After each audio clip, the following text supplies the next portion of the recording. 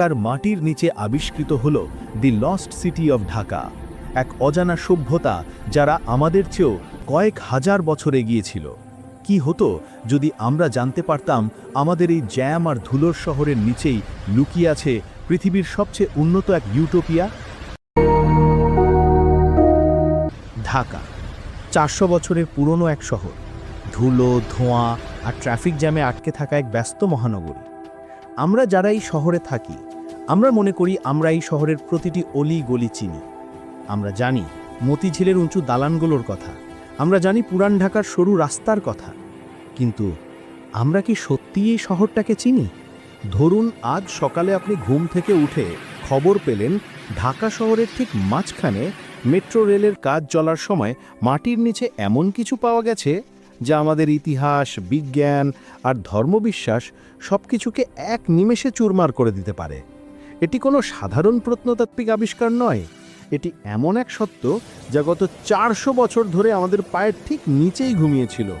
ঘটনাটা ঘটেছিল রাত 3টায়। শাহবাগের কাছে মেট্রো রেলের ভূগর্ভস্থ স্টেশনের জন্য মাটি খোঁড়া হচ্ছিল। বিশাল টানেল বোরিং মেশিন বা টিবিএম যখন মাটির প্রায় 50 ফুট গভীরে, তখন হঠাৎ মেশিনটি থেমে যায়। ইঞ্জিনিয়াররা ভেবেছিল কোনো শক্ত পাথরে আটকে গেছে, কিন্তু যখন তারা ড্রিল বেডটি পরীক্ষা করতে গেল, তারা দেখল মেশিনটি পাথরে আটকায়নি, সেটি আটকে গেছে এক অদ্ভুত মসৃণ ধাতব দেয়ালে। এমন এক ধাতু যা পৃথিবীতে এর আগে কেউ দেখেনি। কিন্তু আসল চমক তখনও বাকি ছিল। কৌতূহলী হয়ে শ্রমিকরা সেই ধাতব দেয়ালের পাশে একটু গর্ত করতেই ভেতর থেকে বেরিয়ে এলো এক তীব্র নীল আলো, আর সেই সাথে এক অদ্ভুত যান্ত্রিক গুঞ্জন, যেন মাটির নিচে কোনো দানব ঘুমিয়ে আছে। সেই রাতে ঢাকার মাটির নিচে আবিষ্কৃত হল দি লস্ট সিটি অফ ঢাকা, এক অজানা সভ্যতা যারা আমাদের চেয়েও কয়েক হাজার বছর এগিয়েছিল।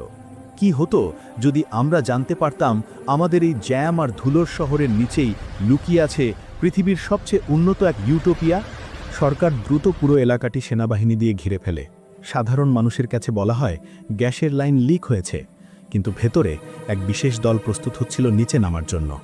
দলের নেতৃত্বে ছিলেন ডক্টর রাফাত, বাংলাদেশের সবচেয়ে অভিজ্ঞ প্রত্নতাত্ত্বিক, এবং তার সাথে ছিলেন মিতু, একজন তরুণ ও মেধাবী জিওলজিস্ট।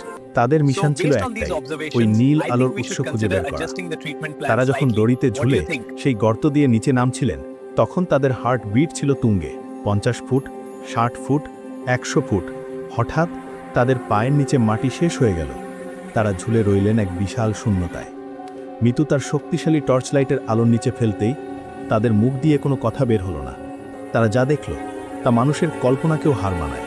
ডাক্তার রাফাত এবং মিতু যখন সেই শহরের মাটিতে পা রাখলেন, তারা অনুভব করলেন বাতাসটা অবিশ্বাস্য রকমের সতেজ। উপরে ঢাকার বাতাস যেখানে বিষাক্ত, সেখানে মাটির এত গভীরে বাতাস এত বিশুদ্ধ কিভাবে? মিতু তার যন্ত্র দিয়ে পরীক্ষা করে দেখল পুরো গুহাটি জুড়ে এক ধরনের শ্যাওলা জাতীয় উদ্ভিদ লাগানো আছে, যা সাধারণ গাছের চেয়ে 100 গুণ বেশি অক্সিজেন তৈরি করছে। এই সভ্যতাটি জানত কিভাবে প্রকৃতির ক্ষতি না করে বাঁচতে হয়। তারা হাঁটতে শুরু করলেন সেই নির্জন শহরের রাস্তা দিয়ে। চারদিকে নিস্তব্ধতা, কিন্তু এক ধরনের যান্ত্রিক জীবনের স্পন্দন। হঠাৎ মিতু থমকে দাঁড়ালো।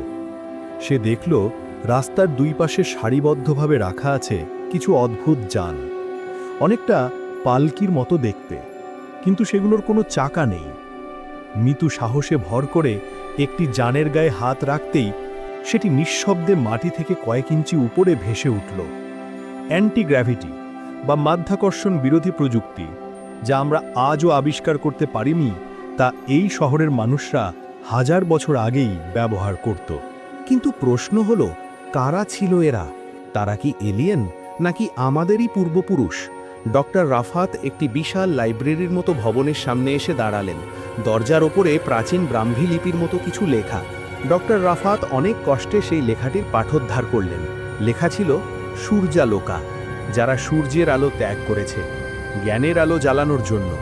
ডক্টর রাফাত বুঝতে পারলেন এরা ভিন গ্রহের কেউ নয়, এরা ছিল এই বাংলারই এক প্রাচীন জাতি, হয়তো কয়েক হাজার বছর আগে কোনো এক মহাজাগতিক দুর্যোগ বা যুদ্ধের ভয়ে তারা মাটির নিচে আশ্রয় নিয়েছিল, আর সেখানেই তারা তিলে তিলে গড়ে তুলেছিল এই অবিশ্বাস্য সভ্যতা। তারা জানতো মাটির ওপরের পৃথিবী একদিন ধ্বংসের মুখে পড়বে, তাই তারা মাটির নিচে এক ব্যাকআপ পৃথিবী তৈরি করে রেখেছিল। শহরের ঠিক মাঝখানে ছিল এক বিশাল পিরামিড আকৃতির টাওয়ার। সেখান থেকেই সেই তীব্র নীল আলোটি আসছিল। ডক্টর রাফাত বুঝতে পারলেন ওটাই এই শহরের শক্তির উৎস। তারা টাওয়ারটির দিকে এগিয়ে গেলেন, কিন্তু তারা জানতেন না সেই টাওয়ারে তাদের জন্য অপেক্ষা করছে এক ভয়াবহ চমক। টাওয়ারের প্রবেশপথে কোনো দরজা ছিল না, ছিল এক এনার্জি ফিল্ড। তারা কাছে যেতেই সেটি পথ করে দিল।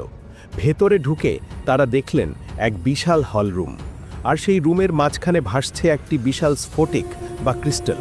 এটি সেই আর্ক রিঅ্যাক্টরের মতো অসীম শক্তির উৎস, যা হাজার বছর ধরে এই শহরকে বাঁচিয়ে রেখেছে। কোনো তেল, গ্যাস বা কয়লা ছাড়াই সম্পূর্ণ দূষণমুক্ত শক্তি। কিন্তু হঠাৎ পুরো হলরুমের আলো লাল হয়ে গেল। একটি যান্ত্রিক কণ্ঠস্বর গম গম করে বেজে উঠল, যা প্রাচীন বাংলা ভাষার এক অদ্ভুত সংস্করণে কথা বলছিল। সতর্কতা, অনুপ্রবেশকারী শনাক্ত হয়েছে, তোমরা কি ধ্বংসের দূত?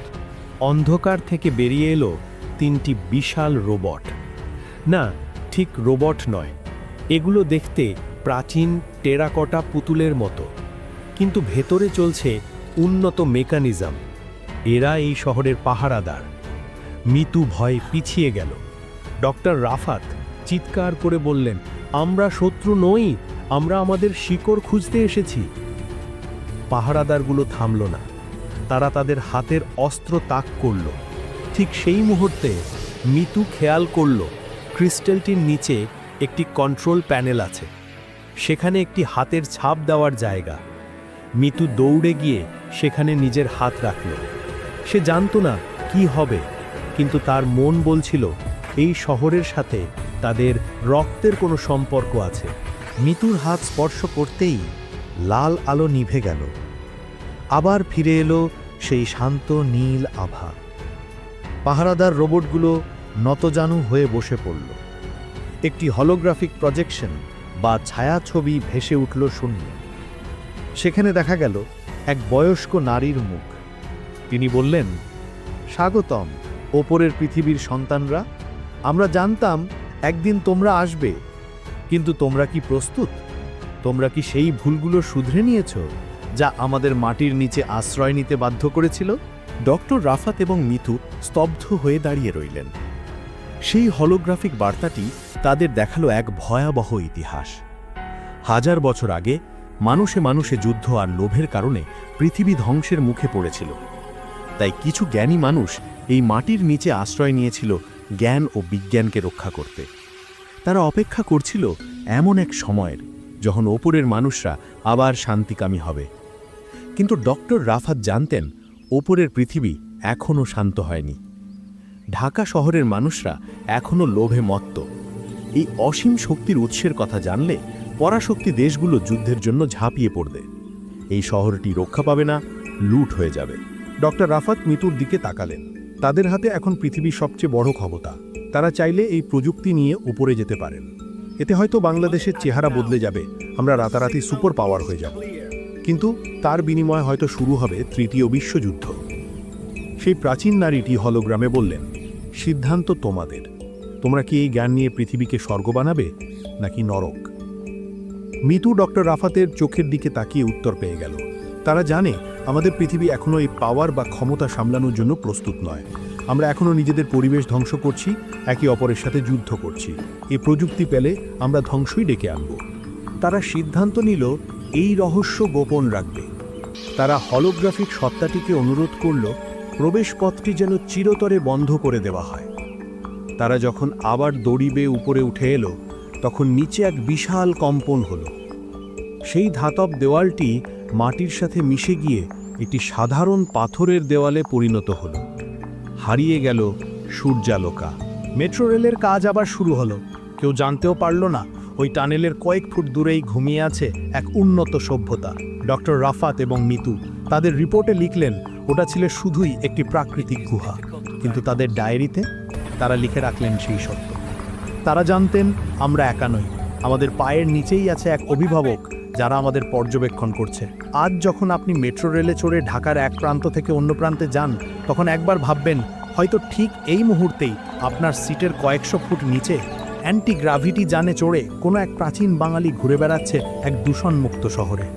হয়তো তার হাসছে আমাদের ট্রাফিক জ্যাম দেখে, আর অপেক্ষা করছে কবে আমরা মানুষ হিসেবে আর একটু উন্নত হব।